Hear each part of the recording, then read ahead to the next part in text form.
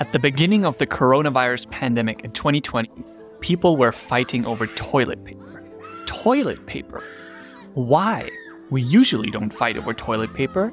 So what suddenly changed? The world that people had lived in suddenly became one of scarce resources. If you get those resources, I can't get those resources, which means that my chances of survival will be lower. People lost faith in a common future, and so we were fighting over toilet paper. There's no better way to turn a trusting human ready to collaborate with strangers into a short-term oriented, me or you thinker than scarcity and an uncertain future. But we live in a time where the future is becoming ever more uncertain.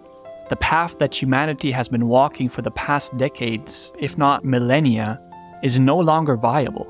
The phase of collapse, rebuilding, and experimentation we are about to enter will be full of volatility. But in order to come out stronger on the other side, we need to maintain cooperation and trust.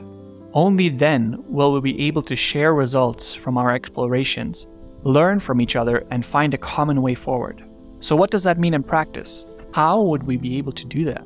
A friend of mine here in Colombia used to work in a position that allowed her to link funding with local regenerative projects. Once, she approached an indigenous community in the northern part of the country and offered to help them apply for a grant to support them in regenerating the local ecosystem. The elders listened to her and agreed that natural regeneration was indeed important, and that they would gladly accept her proposal. But first, they would have to do spiritual regeneration in the community. The intention behind the work is just as important as the work itself for it to succeed. My friend agreed and left the area. Time passed, and 2 years later, the elders contacted her again. "We have done our spiritual regeneration. We are now ready to receive the money," they said. The deadline for application had, of course, passed long ago, and my friend was doing something different at that point. But what those elders understood was that without proper stewardship after the initial effort, any project will fail in the long run. This is why spiritual regeneration is so important. It allows us to maintain or rebuild the networks of trust and cooperation required to carry out long-term successful projects. If we aren't able to maintain goodwill and trust towards our fellow humans in the volatile times to come, regenerating this planet will become exponentially more difficult. That is why I used the last 2 weeks of June to spend 9 days with my eyes closed, 18 hours every single day. You probably guessed it, I was meditating. 10 hours a day of meditation for 9 days and one last day of reintegrating into normal life at a 10-day Goenka-style Vipassana meditation course. This has been the second time I've done one, and they have been the best way I have found to anchor myself in compassion and goodwill towards others, letting go of my ego and the "I have to survive at all cost" narrative that it likes to tell. They have centers all around the world holding these courses, so there probably is one semi-close to you as well.